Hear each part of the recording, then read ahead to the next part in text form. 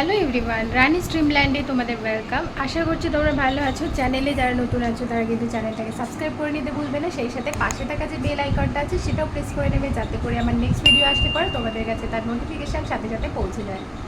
আজকে দিনটা শুরু করা যাক। আজ সানডে, আমি ভিডিও শ্যুট করছি সানডেতে, তবে তোমরা এই ভিডিওটাকে দেখতে পাবে মনডেতে।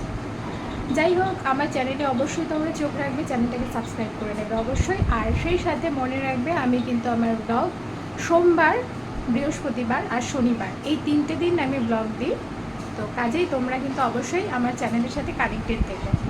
আর যারা যারা দেখছো অবশ্যই একটা লাইক করো। লাইক করলে কি হয়, ভিডিওটা রিচ করতে হেল্প করে। আমরা আছি রাজস্থানে, এটা হচ্ছে বালোট্রা ডিস্ট্রিক্ট, এটা যোধপুর থেকে 80 কিলোমিটার দূরে। তো আমি এখানকার ছোটো ছোটো স্টোরি তোমাদের আমার ভিডিওর মধ্য দিয়ে তুলে ধরবো, সাথে থাকে। চলো, আজকে তো সানডে, আজকে আমার হাজব্যান্ডের অফিস নেই, তো যেহেতু আজকে ছুটি পেয়েছি একটু লেট করে উঠেছি ঘুম থেকে। তবে আমার বেড ক্লিন হয়ে গেছে এখন, আর এখন আমরা ব্রেকফাস্ট করে নেব। আর এখন ঘড়িতে বেজে গেছে 10:30। বাইরে কিন্তু প্রচুর বৃষ্টি, সারা রাত কারেন্ট ছিল না, আর এখানে ইনভার্টারের চার্জ খতম হয়ে গেছিলো। তো বলতে পারো গরমের মধ্যেই শোয়া। তো যাই হোক, বৃষ্টি পড়ছে ঠিকই, হয়তো ওয়েদার একটু ঠান্ডা আছে, বাট হিউমিডিটি যেহেতু বেড়ে গেছে, একটা ভ্যাপসা গরম ঘরের ভেতর আছে। তো কারেন্ট না থাকলে খুবই প্রবলেম হয়ে যায়। কালকে রাতের বেলাতে মাছ এনে রেখেছিলাম, শনিবার রাতের বেলাতে মাছ আনি আমরা। তো সেই মাছগুলো কি হয়েছে, যেহেতু শনিবার যেহেতু নিরামিষ খাই, আর সেই কারণে আমিষের দিকে যাই না, তাই মাছটা ভেজে রাখতে পারিনি। তাই ফ্রিজে ওরকম অবস্থাতেই ছিল মাছগুলোর, আমার ভীষণ বাজে অবস্থা। আর কালকে বাজার থেকে এখানে ইলিশ মাছ পেয়েছিলাম আর কি। এটা খুব সৌভাগ্যজনক যে এখানে ইলিশ মাছ পেয়েছি। বর্ষার সিজনে এখানে পাওয়া যায় ইলিশ মাছ, তবে যোধপুরে কিন্তু মানে ম্যাক্সিমাম মাছই পাওয়া যায়, এখানটাতে পাওয়া যায় না। তবে এখন যেহেতু বর্ষা, এখন চিংড়ি আর বাজারে ইলিশ কিন্তু এসেছে। আর সেই সাথে যেরকম নর্মালি রুই কাতলা পাওয়া যায় সেটা আছে। আরেকটা মাছ দেখেছিলাম, সামুদ্রিক মাছ, ওটা শাটিন মাছ বলে। শাটিন মাছটা আমি খুব একটা ভালোবাসি না, তো সেই কারণে আনা হয়নি। তো এই আর কি। তো এখন আমরা ব্রেকফাস্ট করে নেব। তো চলো দেখাচ্ছি, বাইরে তো বৃষ্টি হচ্ছে, দেখে নাও। বাইরে খুবই বৃষ্টি হচ্ছে, ক্যামেরাতে যেটা একদমই বোঝা যাচ্ছে না। মেঘলা ওয়েদার, আকাশে কালো মেঘ। এখন বেজে গেছে দুপুর 1:30 কিন্তু বেশি হয়েছে। আর বাইরে বৃষ্টিটাও থেমে গেছে, আমার স্নান হয়ে গেছে। ওর এখনও স্নান হয়নি, তো ওর স্নান হয়ে গেলে পরে দেন আমরা লাঞ্চ করব। এখানে কিছু সবজি রেখে দিয়েছে ধুয়ে, সেগুলোকে ফ্যানের হাওয়াতে শুকোনো হচ্ছে। তো দেখে নাও আমরা এখান থেকে কি বাজার, মানে কি সবজি কিনে এনেছি। মানে এখানে খুব একটা সবজির ভ্যারাইটি কিছু পাওয়া যায় না। তবে হ্যাঁ, এখন যেহেতু এই রিফাইনারির কাজের জন্য সমস্ত কোম্পানি এখানে রয়েছে, বাইরের লোকেরা রয়েছে, বিভিন্ন স্টেটের লোকেরা রয়েছে। তো সেই কারণে এখন আমি যখন 3 বছর আগে এখানে এসেছিলাম, তখন যতটা না সবজি পাওয়া যেত, সেই তুলনায় এখন অনেক সবজি পাওয়া যায়। তবে ওয়েস্ট বেঙ্গলের মতো অত ভ্যারাইটিস নেই।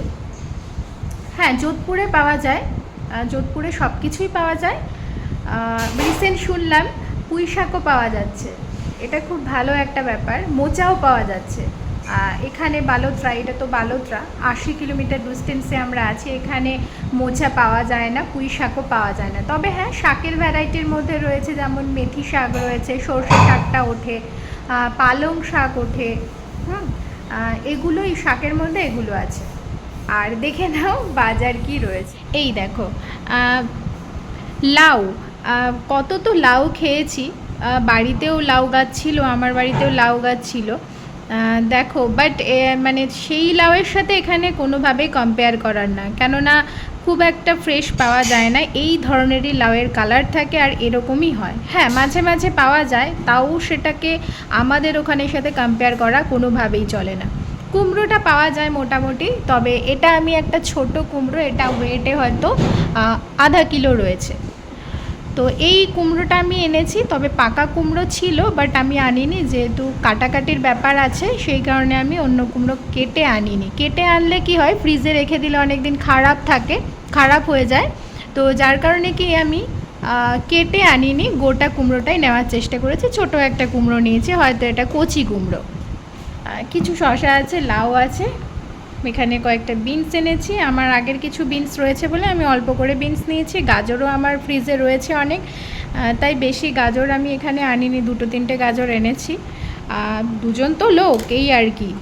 পটল আছে এখানে, হ্যাঁ এখানে পটল পাওয়া যায়, সারা বছরই মোটামুটি পটল পাওয়া যায় এখানে। তো এই পটলগুলো একটু ঠিকঠাক বলে আনতে পেরেছি। অনেক সময় শুকিয়ে যায় পটল, তো সেগুলো মানে বেশিরভাগই, যেহেতু এখানে সবজির চাষ হয় না সেই কারণে শুকনো সবজি থাকে, তো সবসময় আনতেও মন করে না। তো যদি একটু ঠিকঠাক পাই তখন আনি। তো এই পটলগুলো ঠিকঠাক পেয়েছি সেই কারণে এনেছি। আর এখানে কিছু ভেন্ডি আছে, এখানে লোকেদের খাবারই হচ্ছে ভেন্ডি আর টমেটো। টিন্ডা বলে একটা সবজি পাওয়া যায়, আর বড় বড় লঙ্কা আছে, লঙ্কার আচার আর রুটি। ওদের তো খাবার এটাই, ওদের সবজি বেশি লাগে না। তবে আমরা তো বাঙালি, আমরা সবজির প্রচুর ভ্যারাইটি আমরা দেখেছি এবং খেতেও জানি রান্না করে, এই আর কি। আর এই যে বিট আছে, বিটটা রয়েছে। আর এই বেগুন পেয়েছি, বেগুন আমি বেশি 5 মিশালো সবজিতে দেবো বলে বেশি আনিনি, 2টো এনেছি। এই ব্যাস। আর ফ্রিজে কিছু সবজি আছে, কালকের সবজি আনা বলতে শনিবার রাতের বেলা, যেহেতু শনিবারটা একটু টাইম পাওয়া যায়, রবিবার যেহেতু অফিসের ঝামেলা থাকে না, সেই কারণে সবজিটা আর কি, শনিবার দিন রাতে কিনে নিই। তারপরে মাঝে মাঝে সপ্তাহের মাঝে মাঝে টুকটাক আইটেম লাগলে পরে কিছু তখন আনি। আর সেই সাথে হ্যাঁ, খুব বেশিও যেহেতু এখানে হিউমিডিটি কম থাকে, শুষ্ক ওয়েদার, তাই সবজিও খারাপ হয়ে যায়, ফ্রিজে রাখলেও খারাপ হয়ে যায়, তাই কম কম সবজি আনারই চেষ্টা করি। যতই ফ্রিজে থাক না কেন খারাপ হয়ে যায় সেটা। আর মাছটাও আমরা স্যাটারডে করে কিনি, স্যাটারডে রাতে গিয়ে আমরা কিনে নিই মাছটা, কেননা সপ্তাহের মাঝে আর মাছ আসে না এখানে মার্কেটে। বলেছিলাম তোমাদের এর আগে, মাছ এখানে সপ্তাহে একদিনই আসে, কখনো কখনো বৃহস্পতিবারও মাছ আসে, তবে যাওয়া হয় না আমাদের। এখন আর বৃহস্পতিবার আসে না, এখন স্যাটারডে সানডেতেই মাছ পাওয়া যায় মাছের মার্কেটে। তো সারা সপ্তাহের মাছ মানে শনিবার রাতেই আমরা কিনে নিই। চলো এখন তোমাদের সাথে আমি শেয়ার করব আমার মিন্ত্রা থেকে আসা কয়েকটা পার্সেল। আগের দিনও বেশ কিছু পার্সেল আমি শেয়ার করেছিলাম 2 দিন আগে। আর এই দেখে নাও, এটা হচ্ছে ফার্স্ট আছে ইয়াররিং। কি দারুণ ইয়াররিংগুলো, দুর্দান্ত রকমের ভালো, ঠিক যেরকম ফটোতে দেখাচ্ছিল মডেল পরেছিল আর কি, তো ঠিক সেরকমই একদম সেম। আমি পরেও পাশে তোমাদের দেখিয়ে দিলাম স্ক্রিনে, তোমরা ভালো করে দেখে নাও। আর নেক্সট যেটা রয়েছে সেটাও আরেকটা ইয়াররিং রয়েছে, আগেরটা ছিল পিঙ্ক কালারের আর এটা হলো হোয়াইট অ্যান্ড ইয়েলো কালারের একটা ইয়াররিং। খুব সুন্দর, এটা ভীষণ সুন্দর।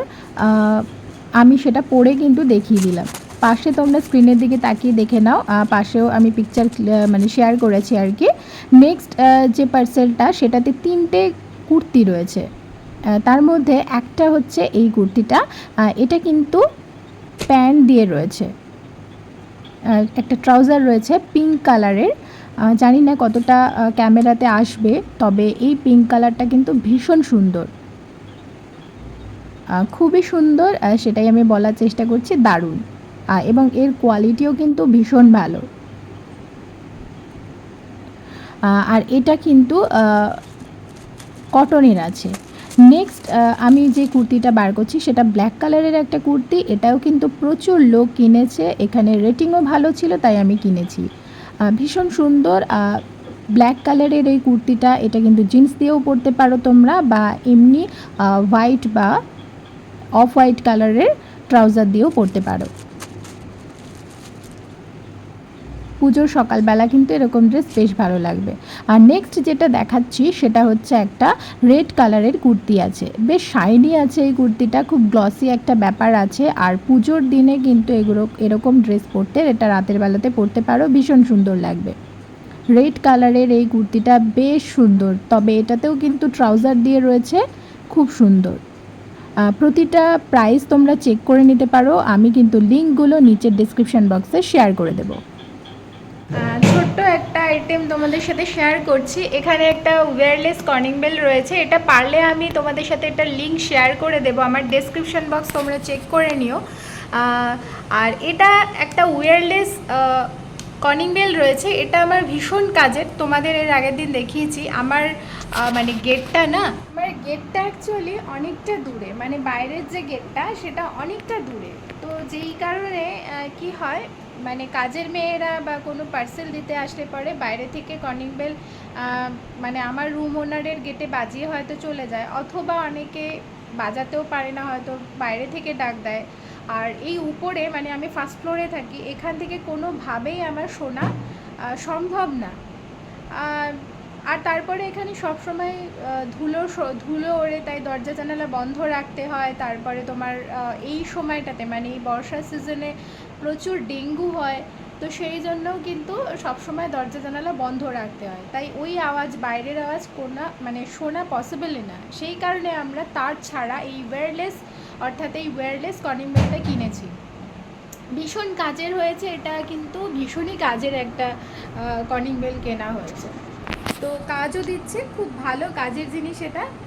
তোমরা চাইলে এরকম কিনতে পারো, ভীষণই ভালো। তো এখানে কোনো লাগানোর কোনো ঝামেলা নেই, শুধু ড্রিল মেশিন দিয়ে বাইরের গেটে আমার সুইচটাকে লাগানো হয়েছে, ব্যাস ওটুকুই কাজ ছিল। আদার্স এখানে কোনো তার টানাটানির কোনো ব্যাপার নেই, যেহেতু এটা ওয়্যারলেস। ভীষণ কাজের, তোমরা চাইলে কিনতে পারো, লিঙ্কটা চেক করে নিও ডিসক্রিপশন বক্সে। প্রচণ্ড মেঘ করেছে আকাশে। আমার মায়ের শরীরটাও খুব খারাপ আছে, আমরা এত দূর থেকে কিছু করতে পারছি না, ফোনে যোগাযোগ করতে পারছি, আর কিছুই করতে পারছি না। তো ব্লগটা আজকে এখানেই এন্ড করব, বাট আকাশটা এখানে পুরো ভেঙে চুরে আসছে, প্রচুর বৃষ্টি হচ্ছে এবং আরও বৃষ্টি হবে আজকে। যাই হোক, ঘরে তো জামা কাপড় মেলার কোথাও জায়গা নেই, তাই আমার ঘরটা কিন্তু আজকে খুবই মেসড আপ হয়ে রয়েছে। তো আশেপাশে জামা কাপড় পরা থাকতে বা গামছা ঝোলানো থাকলে তোমরা হয়তো ভাবতে পারো জিনিসটা, বাট সেটা কিছু করার নেই, যেহেতু ঘরের ভেতর কোনো দড়ি টাঙানো নেই, আর আমার একটু প্রবলেম হচ্ছে যার কারণে।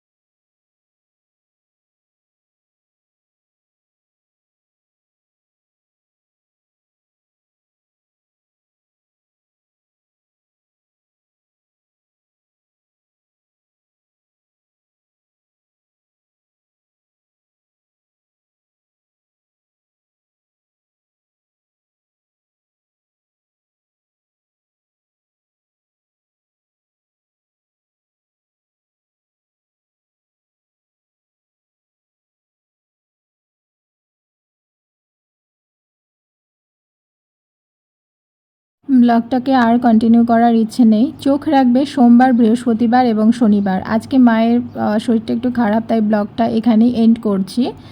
যাই হোক, পরে নেক্সট ব্লগে দেখা হবে। টাটা। চ্যানেলটাকে কিন্তু সাবস্ক্রাইব করতে হবে তোমাদের।